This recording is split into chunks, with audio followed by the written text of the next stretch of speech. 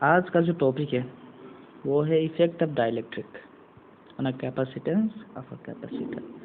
मतलब सपोज कोई एक कैपेसिटर है, उसमें एक डाइलेक्ट्रिक रखें जिसका डाइलेक्ट्रिक कांस्टेंट के है, तो वो उसके कैपेसिटेंस पे क्या असर पड़ेगा?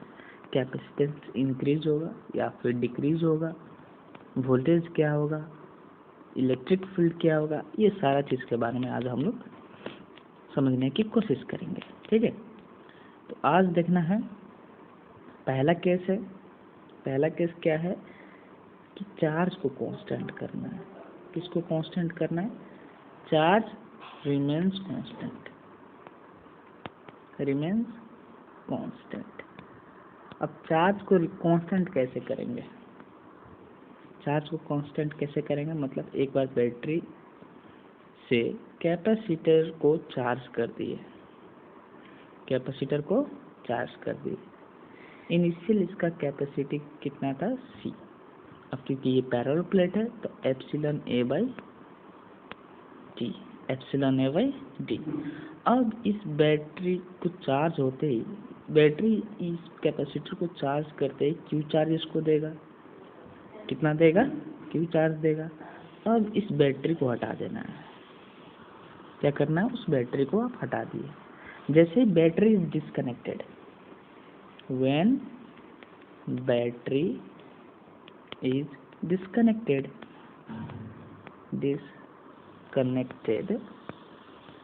the charge remains constant. Charge of capacitor remains constant, है ना? Charge of capacitor remains constant. Charge of capacitor constant हो गया तो उस केस में अब हमको देखना है कि वोल्टेज पे क्या असर पड़ता है ना? अब क्योंकि हम लोग ये फॉर्मूला जानते हैं Q is equal to C V और C is equal to Q by V, तो अगर C को इफेक्ट हो, यानी C को अगर बढ़ाना है या फिर घटाना है, तो Q को बढ़ाना घटाना पड़ेगा। अगर Q ही हमारा कांस्टेंट है तो किस पे टोटल डिपेंडेंसी हो जाएगा? C का V पे, यानी पोटेंशियल पे, है ना? कहने का मतलब क्या है? If we, vice versa relation यहाँ पर दिख रहा है, if we increase potential capacitance get decreases, if we decrease potential capacitance get increases, है ना? अब देखना है कि होता क्या है इसमें। जैसे एक कैपेसिटर है, ठीक है, ये प्लस प्लस प्लस प्लस, ये minus minus minus minus minus minus minus. अब इसमें पूरा एक डाइलेक्ट्रिक है ना, जो इसका बीच का गैप है D, उस पूरा D में एक डाइलेक्ट्रिक भर दिया गया। तो प्लस प्लेट के चार्ज की ओर माइनस क्रिएट होगा और माइनस वाले की तरफ प्लस क्रिएट होगा। और ये जो कैपेसिटर का इलेक्ट्रिक फील्ड है वो प्लस से माइनस की तरफ रहेगा, ओरिजिनल इलेक्ट्रिक फील्ड, ठीक है। और ये डाइलेक्ट्रिक जो ड्यू टू पोलराइजेशन हुआ है ना, ये हो जाएगा इस तरफ प्लस टू माइनस, यानी opposite to that electric field of capacitor. तो जो नेट इलेक्ट्रिक फील्ड है वो कितना हो गया? E minus E P. ये हो गया original electric field without dielectric, और ये हो गया पोलराइजेशन के कारण होने वाला उस डाइलेक्ट्रिक का इलेक्ट्रिक फील्ड। इसके कारण होता क्या है? एक रिलेशन जो हम लोग पढ़ेंगे, E net is equal to कितना होता है? ई नॉट बाई के। अब ये घटेगा ही ना, ऑफकोर्स घटेगा, ई नॉट लिख दिया मैंने, ई बाई के। अब यहाँ पर ये घटा है क्यों, ये भी देखना जरूरी है। सपोज इधर से 5,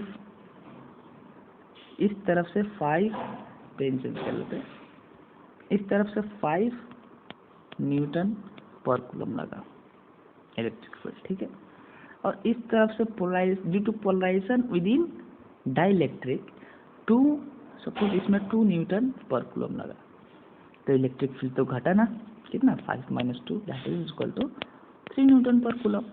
अब इलेक्ट्रिक फील्ड घटा कितना से, तो मैथमेटिकली ये देखा गया है कि ई नॉट ई बाई के, यानी ओरिजिनल बाई के टाइम्स। अब ये भी हम लोग जानते हैं E is equal to minus D V by D R, पढ़ किए हैं रिलेशन हम लोगों ने, पोटेंशियल ग्रेडियंट। अब यहाँ पर इसी को हम लोग V बाई एल भी लिख सकते हैं, V बाई डी भी लिख सकते हैं। मतलब इलेक्ट्रिक फील्ड और पोटेंशियल का जो रिलेशन है वो कैसा रिलेशन है, डायरेक्ट रिलेशन। कैसा रिलेशन है, डायरेक्ट रिलेशन है। It means if E is decreases bye k times, then voltage also decreases by k times. Voltage also decreases by k times. Hence we know that C will increases because C is equal to Q by V.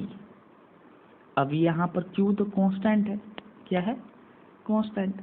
तो जब V हमारा decrease होगा के time से, तो C भी कितना time से इंक्रीज होगा, के टाइम से।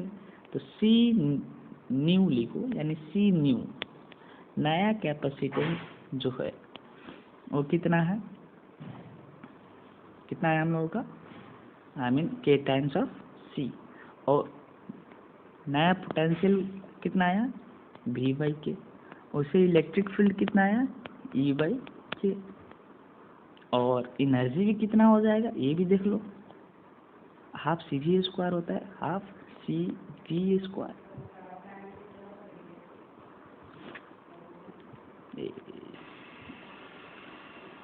तो यहाँ पर देखेंगे क्या हो गया, हाफ सी वी स्क्वायर है ना, यू में चलते हैं, U is equal to half C V square, ये ओरिजिनल वाला हो गया।